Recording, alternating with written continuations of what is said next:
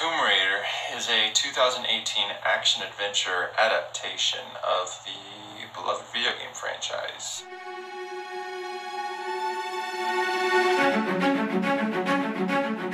Alicia Vikander is now starring as Lara Croft. It's no longer Angelina Jolie in the role.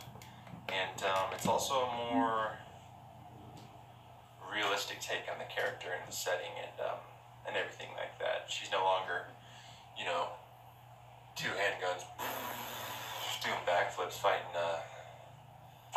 yeah.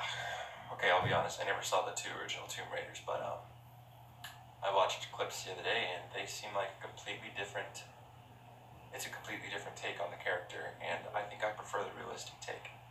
The film is directed by Roar Uthog, who I've never seen a film of his before. I think he's kind of a new director, but he did a good job. As far as Alicia Vikander in the role, I will get to that, but first I'm going to talk about the plot. The video game franchise was rebooted in 2013, and I played that game, I think the week it came out. I rented it at Redbox, and I binged it, and I enjoyed it thoroughly. I'm currently playing the sequel to that game, Rise of the Tomb Raider, and I'm enjoying it just as much, if not even more. So, you know, I'm kind of on a Tomb Raider hype right now. I was really excited to see the movie, and basically it's similar to the 2013 game. I won't say too much, but Lara's father is believed dead. He's been missing for 7 years, and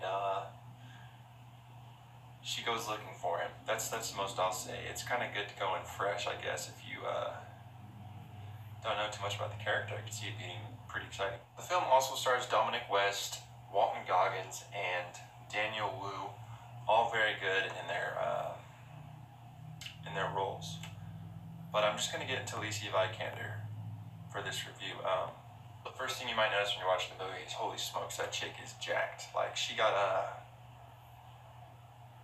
pretty big for the role, and makes her even more attractive. There's a few times when she's sitting down, you know, and from the backside, you're like, oh my gosh, her back is massive. She's shredded. The upper body strength must be crazy. I know she did a lot of the stunts for the film. So her physical, she gives a very strong physical performance. And I've seen her in quite a few movies, actually. Most notably, Ex Machina. I think that's how you say it. Ex Machina. She's just phenomenal in it. I know when the movie trailer came out, or she was announced as Lara Croft, a lot of people were wondering, who the heck is she? You know, she's not Angelina Jolie, but she's definitely capable. She definitely did a really good job in the role, and I would like to see her back as Lara Croft. Let's talk about the action, you know, the camera work, cinematography, that kind of stuff. So whenever there's a big action spectacle, I noticed something that the cinematographer would do is he would have like a big scoping overview of the scene. Say, for instance, there's one point when she's stranded in a waterfall and she hangs onto a big old bomber airplane that crashed on the island that she's currently on years prior. It does a big scoping overview of showing where she's at, and it's really, I liked it a lot. It gave you a good sense of how small she is in this huge train wreck of an environment and what she's dealing with exactly. And it shows how high the stakes are, really, and I think it's a pretty good thing. Pretty awesome.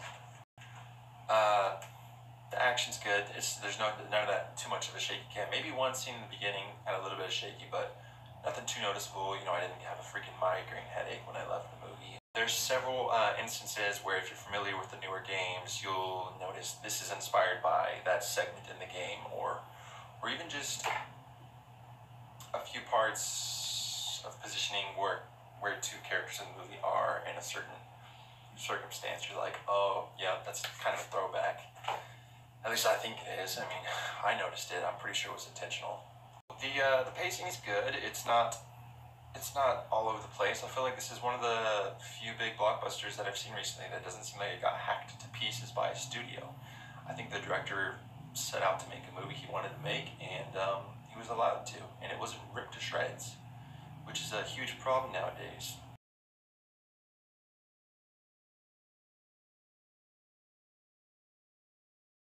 Sorry, I was having a moment of silence for Justice League. I can't really think of a big flaw with the movie. It's a good movie. It does what it sets out to do. It's an origin story. Everything you would pretty much want from the movie, I would say it gives you that. It's good, you know? It's really entertaining. There's a couple unexpected plot twists too that if you're familiar with the game and the characters, you might be expecting one thing and you goes a whole other direction, which I actually thought was pretty cool. If you haven't played the games, then I guess it's not too much of a plot twist, but it's still a cool direction to take the series. The music in the movie is composed by Junkie XL, which, if you're a fan of the Batman v Superman Dawn of Justice soundtrack like I am, you're gonna freaking love this soundtrack because it is, when there's an action scene going on, it's freaking loud, man. It's just, but it's overbearing, but it's not at the same time. If that makes any sense. It makes sense to me, I guess, kind of, but I'm a fan of the dude. He knows how to kick it into high gear when he needs to, and he can also have subtle undertones too throughout the movie. I didn't know it was him going in, and as soon as I got out, I was like, who the heck is that? Yeah, yes, I like it a lot. Sound, when she's freaking getting hit by a tree branch or something, it's like freaking, you know, it's louder than that, obviously. You know, there's a few times where I had to duck. Just kidding, guns sound great. I personally dislike it when you're watching a movie and there's a shootout and the gun's just like, you know, it doesn't sound, I want the impact. I want it freaking, yeah. And this movie does that exceedingly well, it does it very, very, very well. And I'm happy because that's what I like to see, and it makes it satisfying. The movie sets up a sequel pretty well, I suppose you could say. It's just an introduction to the character, but it's good stuff. And do I want to see a sequel? Absolutely, I would love to see a sequel. I think it has a lot of potential to turn to a full-on franchise with Lara Croft. You know, maybe the movie, okay, you know, I said I couldn't think of a big flaw. Looking back, maybe it could have been a little bit longer. It was just under 2 hours, I believe, and there could have been a little bit more time spent maybe with character development. But then again, it's there, you know, it's Lara Croft, you played the video games, but not everyone has, so maybe some people will feel like it needs to be longer. I think it could have been longer. 10, 15 minutes.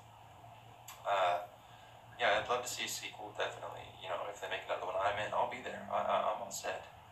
So overall, a very good movie. Nothing too memorable. Just kind of what you'd expect. I guess people are saying, oh, it breaks the video game curse. Like, I haven't seen too many video game movies because I always hear they're trash, and I haven't got around to seeing that many of them. But this is definitely a good one, and I think it's definitely worth your time if you just want to go catch a movie, you know. I'm going to give Tomb Raider a 7.7 out of 10. Anyways, thank you for checking out my review. I'm going to be doing a lot of movie reviews and just streaming video games and just, you know, having fun. Y'all have a good day.